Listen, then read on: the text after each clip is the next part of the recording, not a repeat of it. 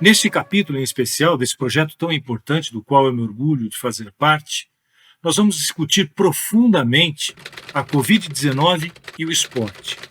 Quais os impactos para os campeonatos? O que vai acontecer com os clubes? O que vai acontecer com os atletas? O que vai acontecer com o calendário?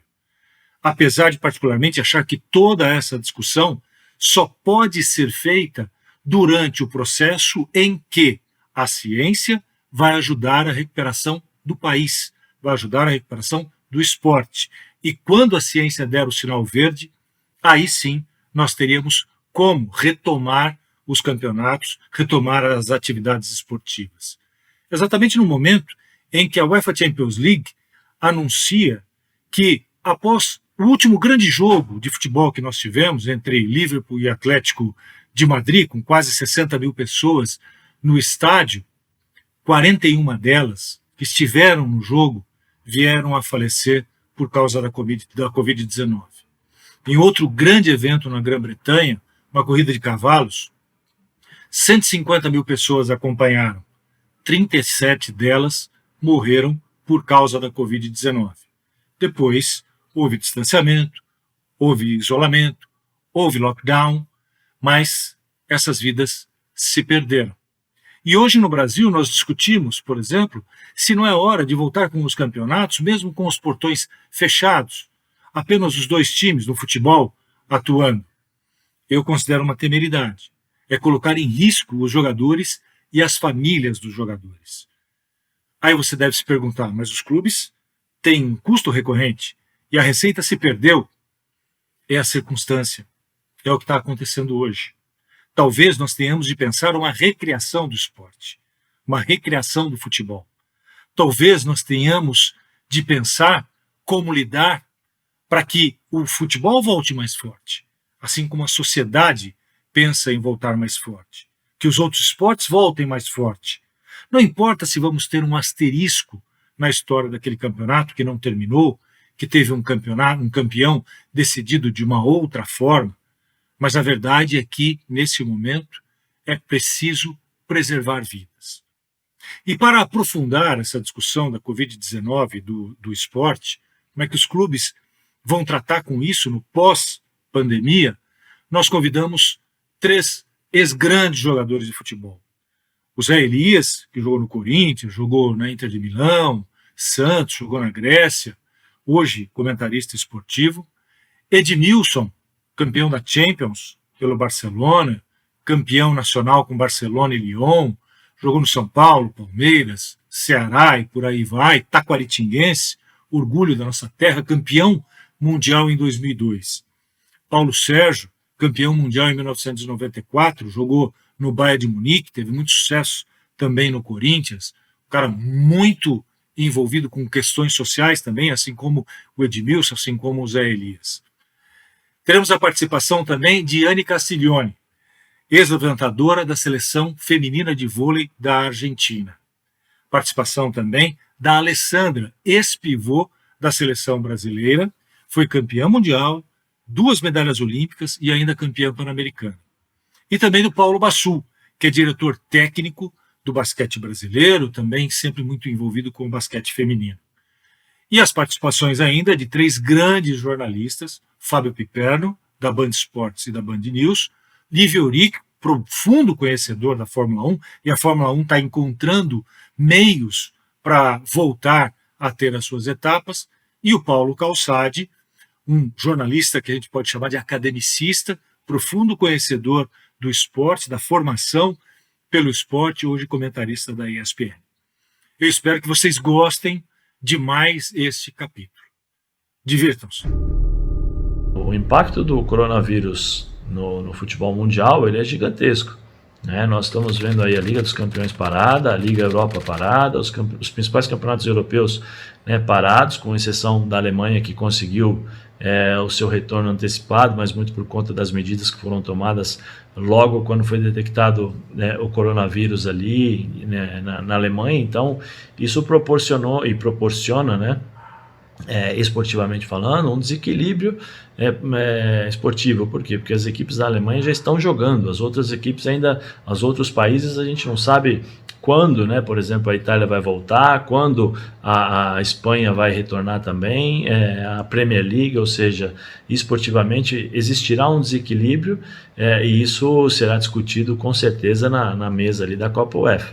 E consequentemente isso vai alterar, né, por conta das datas, o recomeço, por exemplo, a programação do campeonato do ano que vem, né, das ligas europeias.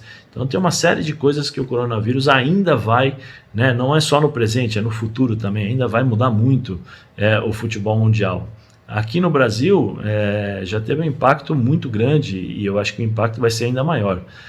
Primeiro porque nós temos aqui uma forma, a gente não tem uma liderança, a gente não tem ainda a estrada para seguir, né? Porque o governo federal trabalha tentando amenizar os efeitos do coronavírus.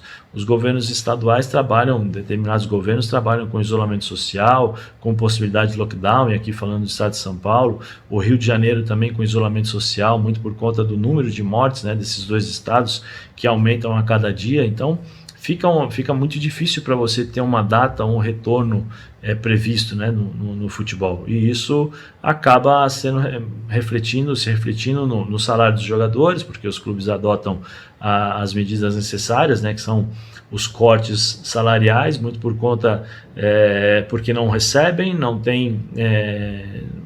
Os patrocinadores acabam tirando um pouco também o pé, os clubes pressionam a televisão para que possam voltar o mais rápido possível, a televisão e as federações, porque quanto maior o número de jogos, maior o número, né, vamos dizer assim, do aporte financeiro, e isso vai facilitar um pouco mais a vida dos clubes para administrar as suas respectivas dívidas e também o pagamento dos salários dos seus funcionários. Mas infelizmente isso vai demorar um pouquinho, né? Porque, como eu falei, a gente não sabe qual a direção. Ninguém sabe, ninguém fala sobre plano de retorno, os protocolos que serão tomados para justamente ter uma precaução em relação à contaminação do coronavírus. Isso tudo ainda não foi discutido, ou se foi discutido, não foi falado, né, muito por conta daquilo que a gente não sabe. Então, para você ter uma ideia do tamanho do prejuízo dos nossos clubes, eu vou começar pelo maior exemplo, né, do que nós podemos citar, que é o Flamengo. O Flamengo é uma potência mundial, não só nacional, mas mundial. O Flamengo, ano passado, no ano de 2019, arrecadou quase beirando R$1 bilhão de arrecadação. Esse ano o Flamengo fez apenas 7 jogos. Em 7 jogos o Flamengo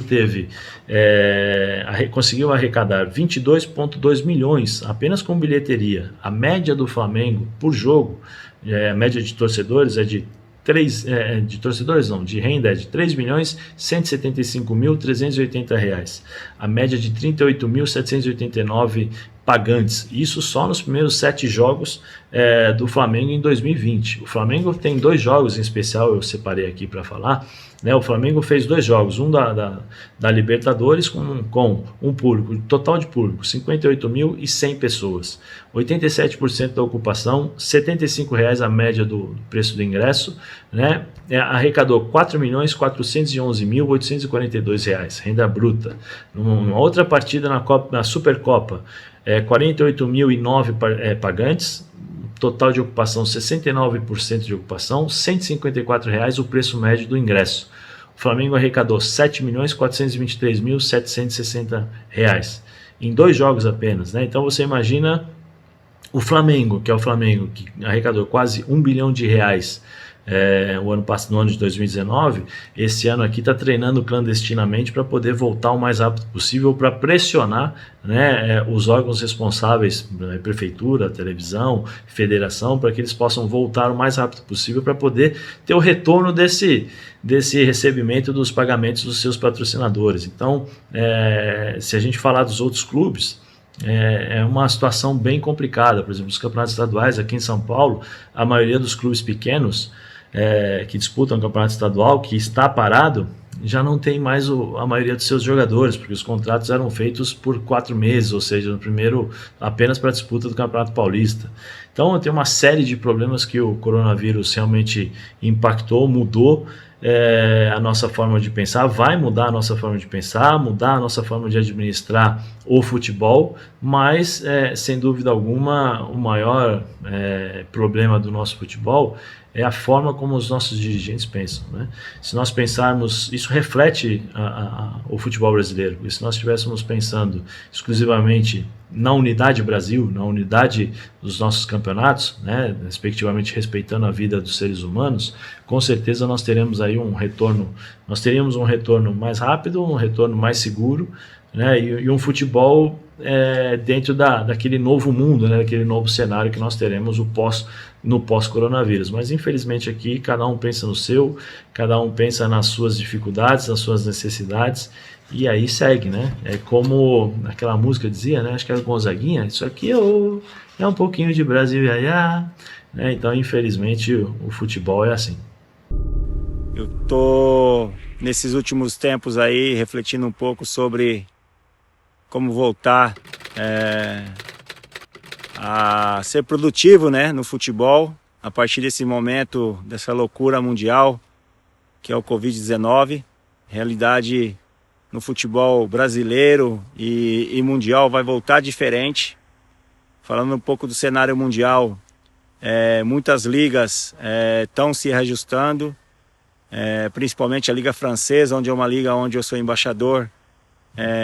Antes de tudo, terminou aí o campeonato antes do previsto, né? Não tem ideias de voltar a ter competição esse ano, até porque o campeonato francês iria acabar dia 5 de maio.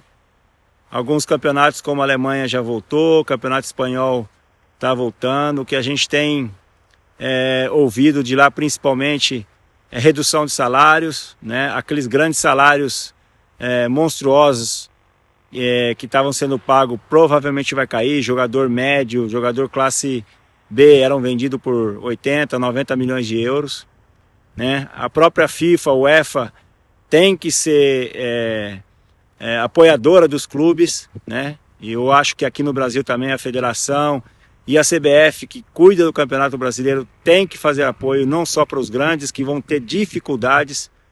Muitas equipes vão fechar as portas, muitos atletas vão perder emprego, né? E é uma preocupação, porque a paixão mundial, né, a paixão nacional é o futebol.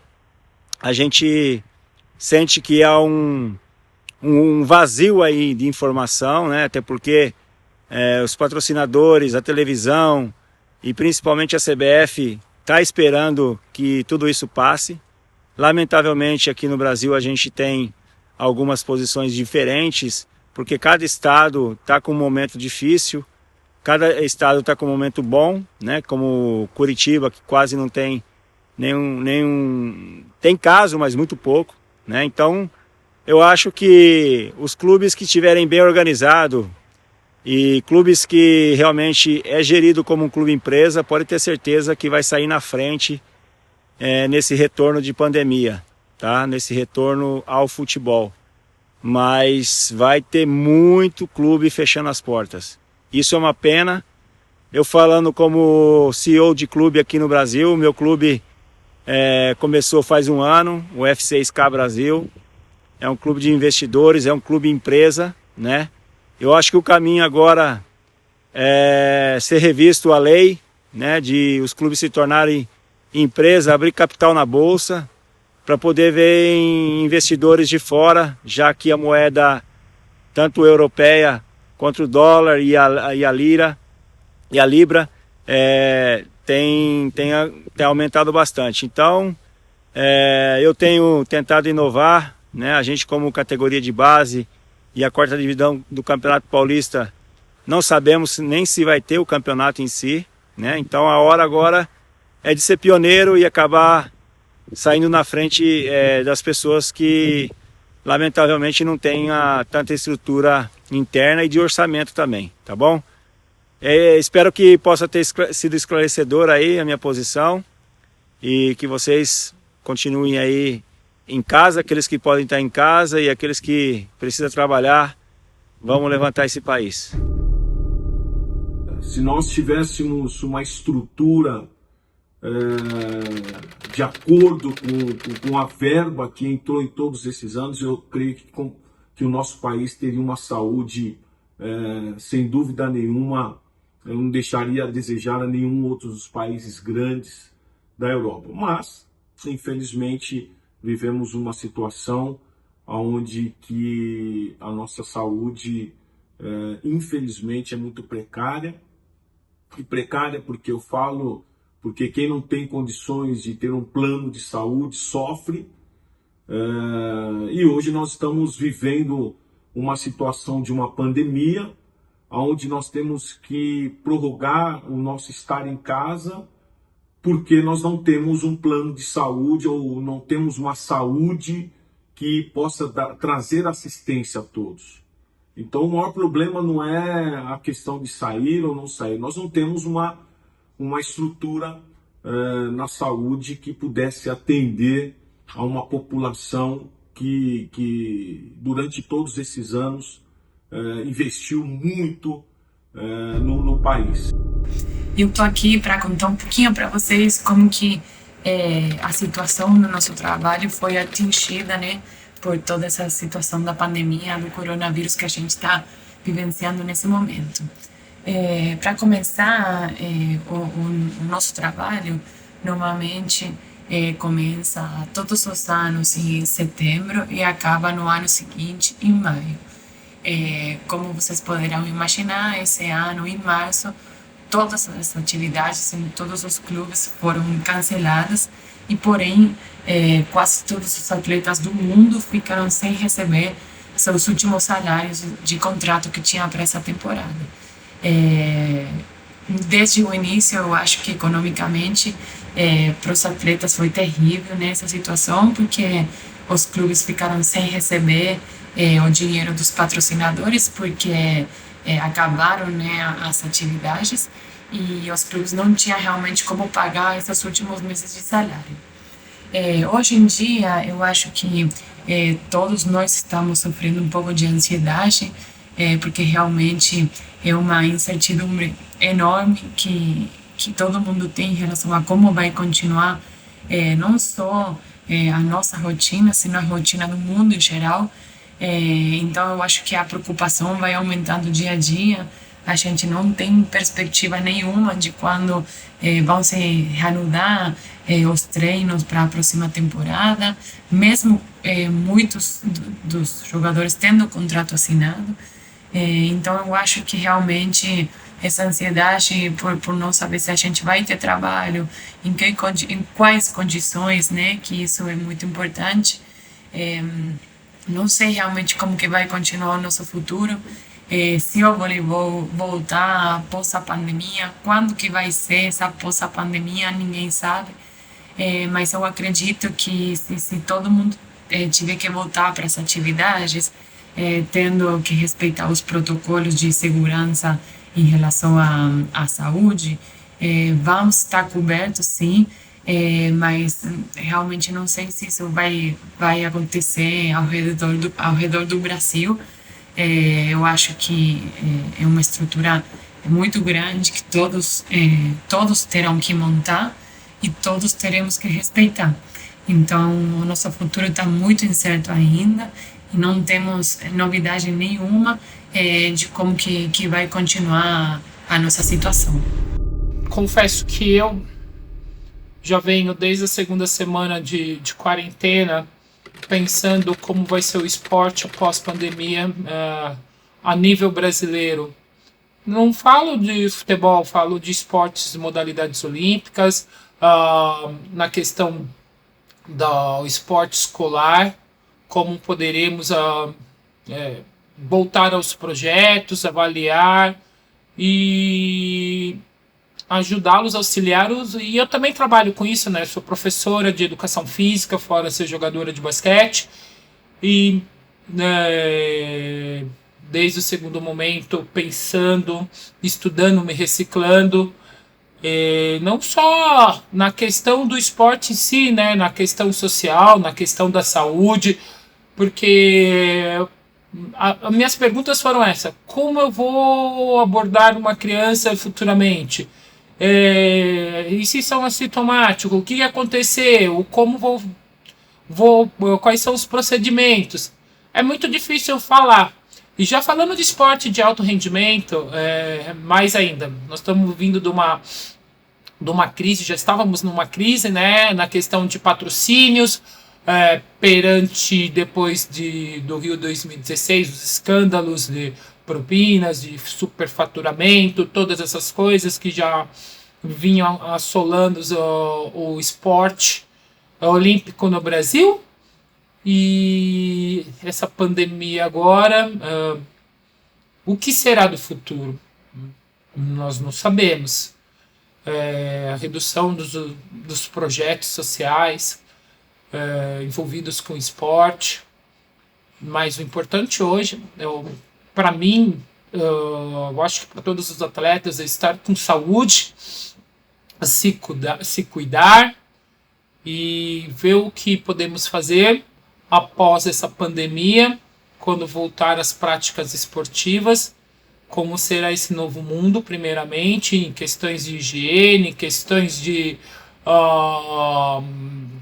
protocolos de prevenção e falar em esporte de alto nível. Eu não vejo Tóquio 2021 acontecendo, porque dizem que vai ter a segunda onda, mas agora o importante de tudo é se cuidarem e treinar em casa. Após tudo isso dar uma acalmada, vamos ver o que vai ser o cenário aqui no Brasil, porque infelizmente ainda dependemos de muitas coisas, mas o mais importante hoje é a saúde. Num primeiro momento, a gente estava no meio da nossa temporada, já tínhamos cumprido cerca de 2/3 da fase regular, da fase de classificação, quando a pandemia chegou ao Brasil, a Covid. Num primeiro momento, decidimos realizar jogos com portões fechados, sem acesso ao público, e poucos dias depois chegamos à conclusão que o melhor era suspender a competição para preservar a saúde de todos os envolvidos e irmos trabalhando semanalmente para monitorar o andamento da pandemia e ver se era possível voltar ou não para terminar a temporada. Aí o que nós fizemos? Estabelecemos reuniões semanais com os clubes, a Liga tem um processo muito democrático, tudo é decidido pelos próprios clubes. Essas reuniões semanais, na segunda reunião já decidiu-se montar um grupo multidisciplinar, formado por fisioterapeutas, médicos, preparadores físicos, técnicos, dirigentes, para quê? Para se criar um protocolo, se criar um sistema para tentar terminar a competição. Com o andamento da pandemia e o crescimento muito forte, né, do número de casos, mesmo com todo o protocolo sendo feito, sendo estabelecido, achou-se por bem cancelar a temporada, porque o Brasil, inclusive, tem um timing muito diferente de uma região para outra, seria inviável a gente voltar com um protocolo seguro, né? Enquanto num estado a Covid não tinha nem chegado, no outro já estava atingindo o pico. Então não tem como você trabalhar com protocolos de treinamento, etc., com situações tão divergentes, tão diversas, né? Aí cancelamos a temporada, foi uma decisão difícil, mas é uma decisão que contou inclusive com apoio muito bacana de todos os nossos parceiros, patrocinadores, veículos de mídia, todos nos apoiaram demais nessa decisão e deram um voto de confiança muito grande. Esses encontros com os clubes continuam, só que agora pensando na próxima temporada, pensando em quando nós vamos começar e como, né? Temos feito inclusive reuniões com outras ligas internacionais, a Liga Argentina, a Liga Espanhola, a FIBA, e estamos tentando chegar num protocolo que seja bem satisfatório para esse retorno. Previsão nossa de voltar ainda nesse ano, entre novembro e dezembro, com o início do NBB. Isso vai depender do próprio andamento da pandemia, obviamente não colocaremos ninguém em risco, a ideia é voltar com toda a segurança possível, estamos pegando protocolos do mundo inteiro, da Bundesliga, que já voltou, né, o futebol alemão, tem um trabalho muito bacana de protocolo que eles fizeram, tudo isso está sendo feito e é um aprendizado constante, a grande verdade é essa, a gente está aprendendo a cada dia para poder ver como voltar da melhor maneira possível. A gente acredita que volte com portões fechados por muito tempo, e a lição que fica para nós, e eu acho que eu gostaria de deixar isso como finalizando, né, a minha fala, é a coisa do copo meio cheio e do copo meio vazio. Se por um lado o esporte vai ser um dos segmentos mais atingidos, mais duramente atingidos por essa pandemia, o meio esportivo gera uma palavra que é muito presente para todos nós, que é a questão da superação, né? Quem vive do esporte, quem vive pelo esporte, sabe levantar rápido. Então eu acredito que a gente vai conseguir, de uma forma geral no esporte, sair bem disso tudo e dar a volta por cima muito rapidamente. Quando a gente fala do impacto da crise do coronavírus no futebol, fica até difícil por onde começar.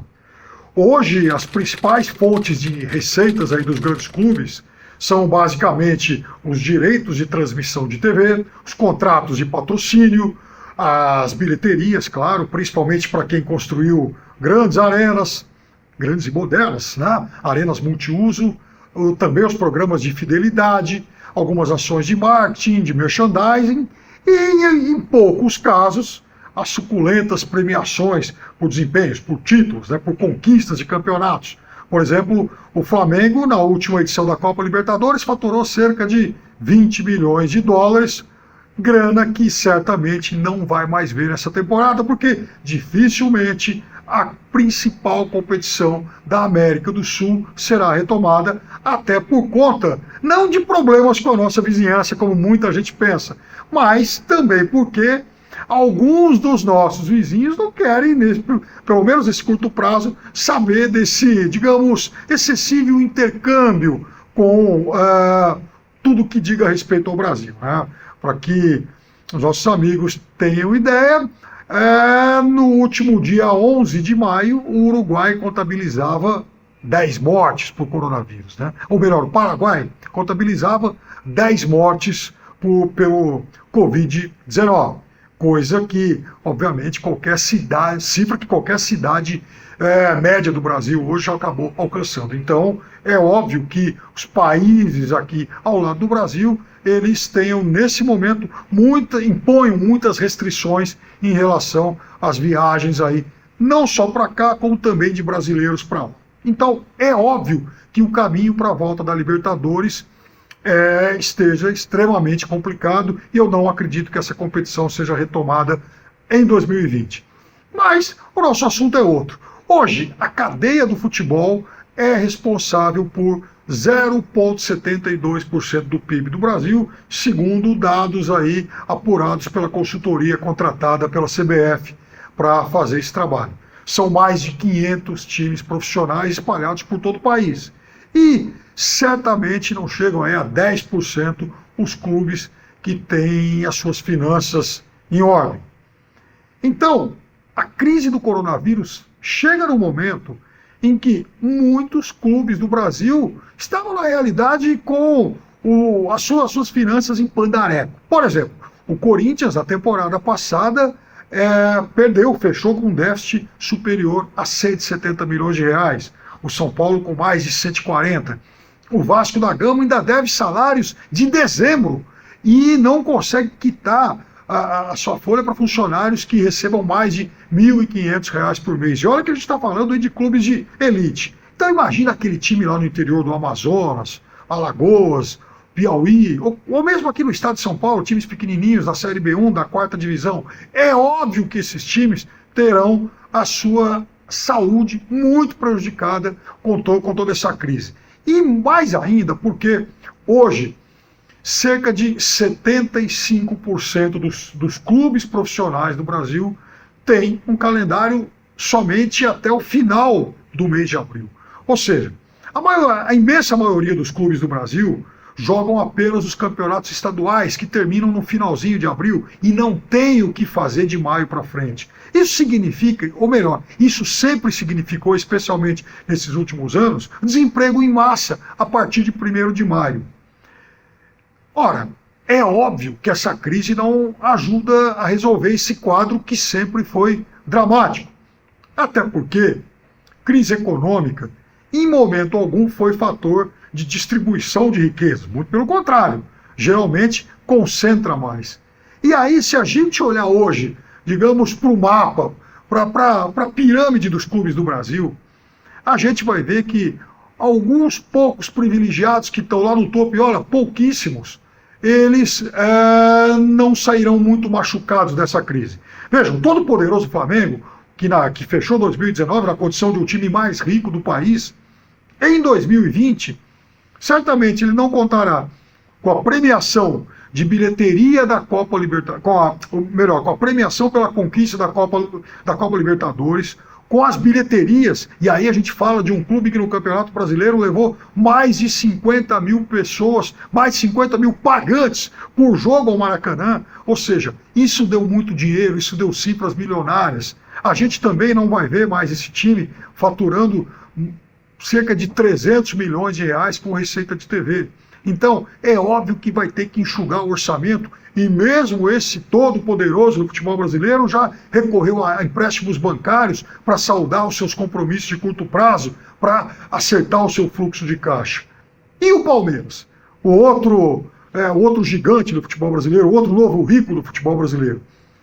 Talvez esse saia menos machucado, até porque ele também perde receitas de TV, também perde algumas premiações, obviamente bilheteria como todos os outros, mas esse ao menos conserva a sua suculenta receita de patrocínio, porque afinal de contas o time estampa as marcas aí das faculdades e também da Crefisa, empresas que tem como presidente a empresária Leila Pereira, que é candidata a presidente do clube. Então, portanto, ela não vai cortar essas relações umbilicais com o Palmeiras, que acaba, então, se beneficiando nesse momento de pandemia. Agora, e os demais? Pegando os clubes da Série A, a gente pode imaginar, por exemplo, Grêmio Internacional numa situação relativamente equilibrada, mas desde também de que essa fase de seca, essa fase de paralisia não se prolongue muito. Em relação aos outros, o cenário é o pior possível para todo mundo. Até porque a pandemia chega, é como se... Veja, o impacto da pandemia nesses outros clubes é mais ou menos como o impacto da pandemia num país como o Brasil, ou até mais pobre. A gente não está falando dos prejuízos causados, por exemplo, por uma economia pujante como a China. Essa se recupera rápido, né? O Palmeiras tende a se recuperar rápido, o Flamengo também, mas e os demais? E quem já tinha suas contas atrasadas e imensos déficits? Então, a gente fica muito difícil imaginar qual será o cenário na retomada. O que fica muito claro é que o desemprego, os problemas sociais na indústria do futebol serão muito maiores. Esses 75% de clubes que já não tinham calendário a partir de maio vão ter que lutar agora pela sobrevivência. E é muito provável que vários fiquem pelo caminho. Olá, amigos. Covid-19, a pandemia do coronavírus, obviamente afetou o mundo todo, está afetando, e o automobilismo, o esporte, não é exceção. Qual é a consequência para a Fórmula 1 disso que a humanidade está enfrentando? Essa tragédia, vamos dizer assim. Em primeiro lugar, a característica da Fórmula 1 é um evento cosmopolita. Ele vai a todos os rincões do planeta, quase todos os continentes, e mobiliza as mais distintas nacionalidades que você pode imaginar. É um microcosmos que se desloca pelo planeta a cada 2 semanas, isso de março até novembro, às vezes o início de dezembro. Por conta dessa característica, dessa natureza nômade da Fórmula 1, você pode imaginar que o quanto a Covid-19 está afetando. Por exemplo, devíamos ter já 11 etapas do campeonato e nenhuma foi disputada. Existe uma perspectiva real de agora, no dia 5 de julho, o campeonato começar em Spielberg, na Áustria, mas sem público. Seria uma segunda corrida no fim de semana seguinte lá também. Depois a Fórmula 1 iria para a Inglaterra, Silverstone, para fazer 2 provas no mesmo autódromo. Isso descaracteriza completamente a competição. Por quê? Quais são as fontes de receita da Fórmula 1? Primeiro, existe uma entidade que se chama Formula One Management, que é o braço executivo de quem tem os direitos comerciais do evento, o grupo americano Liberty Media.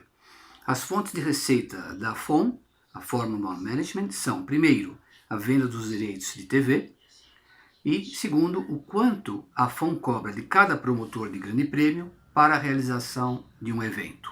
Na Europa, cada promotor, exceto o Mônaco, paga aí algo como 25 milhões de euros.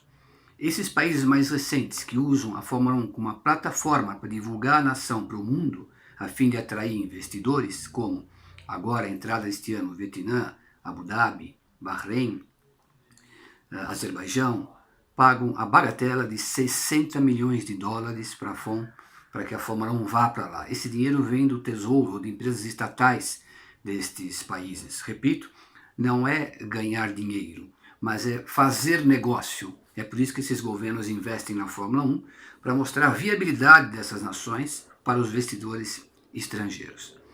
Além dessas duas fontes de receita que eu falei, que é a venda de direito de TV e também a venda da promotor fee, a taxa do promotor, a Fórmula 1 explora espaços comerciais nos autódromos.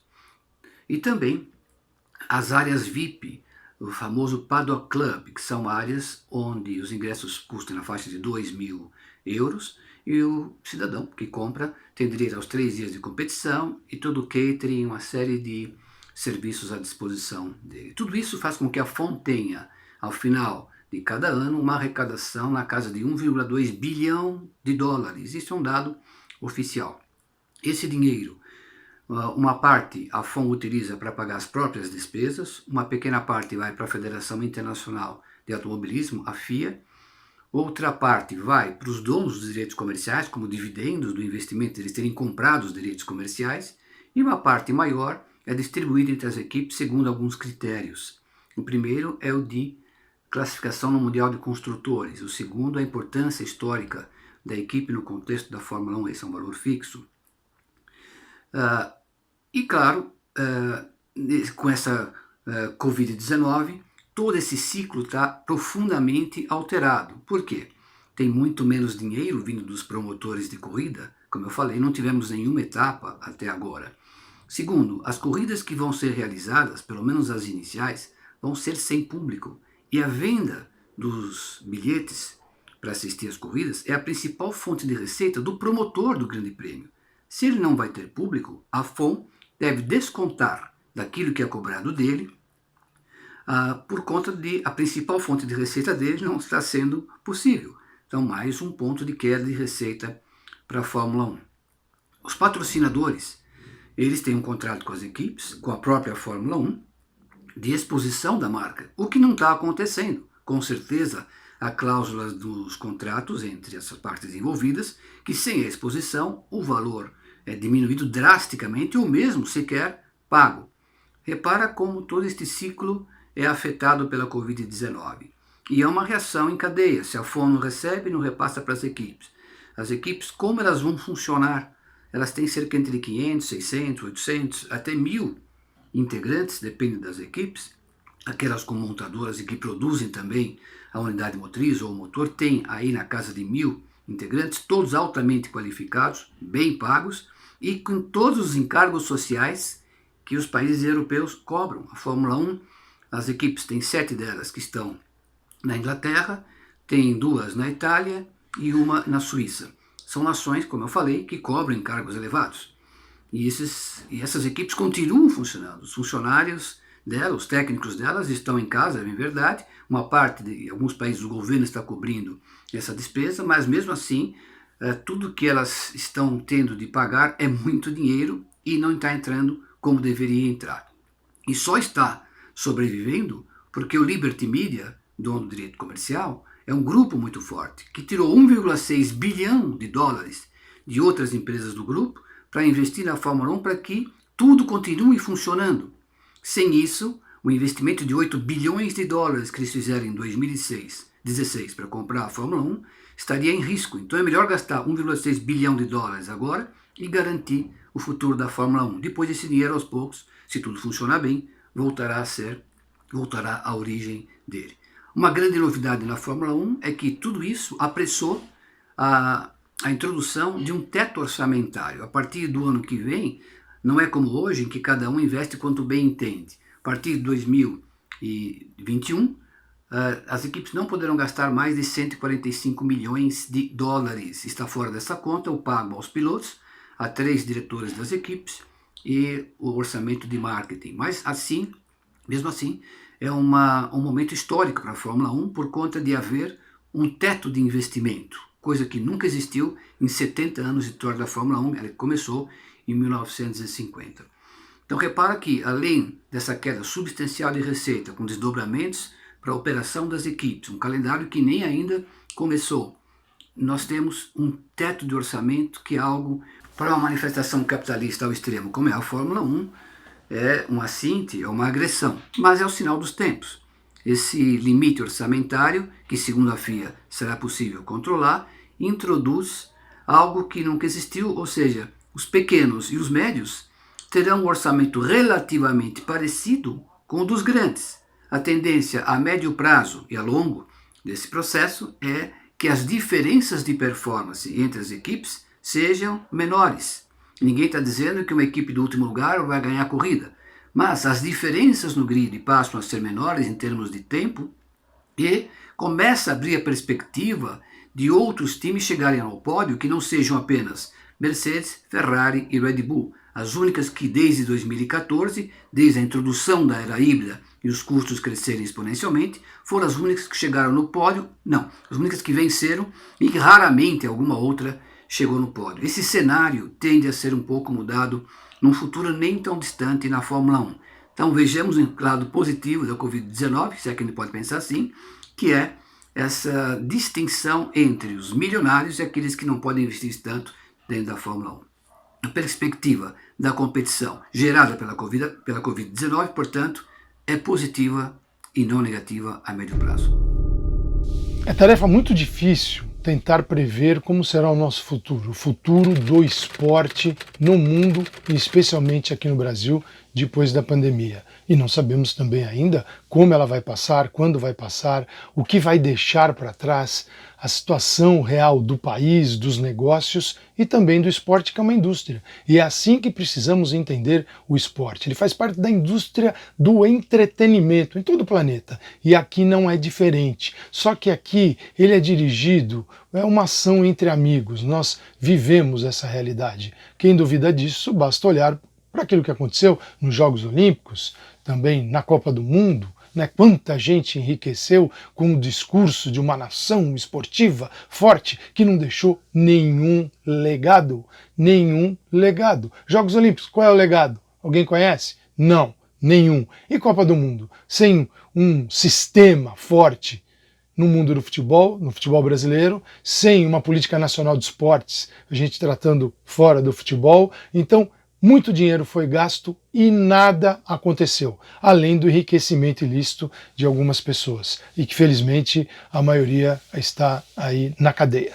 Então não dá para acreditar que a pandemia vai mudar a cabeça das pessoas que conduzem o esporte no Brasil. Simplesmente uma varinha vai mudar, as pessoas vão cair na realidade. Eu acredito que quando tudo passar e vamos olhar para trás e entender as sequelas, essas pessoas continuarão sendo absolutamente as mesmas. Talvez operando numa nova realidade. Aí sim, com menos receitas, com salários tendo que ser adequados, com todo um ajuste de calendário esportivo terá que ser realizado. Então, um novo mundo para todos nós se avizinha. Como ele será, nós não sabemos. E a capacidade, os líderes desta mudança, é a grande preocupação. Temos líderes para mudar, para conduzir esse processo em todas as áreas, na área política, na área esportiva, na área econômica? Essa é uma boa pergunta, talvez a pergunta de $1 milhão, talvez $1 milhão seja pouco. Então, nós não podemos estabelecer cenários, esse é o grande exercício que a gente tem nesse momento. Criar cenários, a gente não consegue criar um cenário nem para a volta do futebol, quanto mais para aquilo que o futebol será no futuro. Mas a vida de todos nós será diferente. Eu defino este momento não como oportunidade, não como algo que a gente deva enxergar pontos positivos. Esta pandemia não tem nada de positiva, nada. É só tragédia na vida de muitas famílias. Mas nós podemos falar sim em aprendizado. E aí cada um vai fazer a sua reflexão individual no seu dia a dia e talvez mudar de comportamento, melhorar.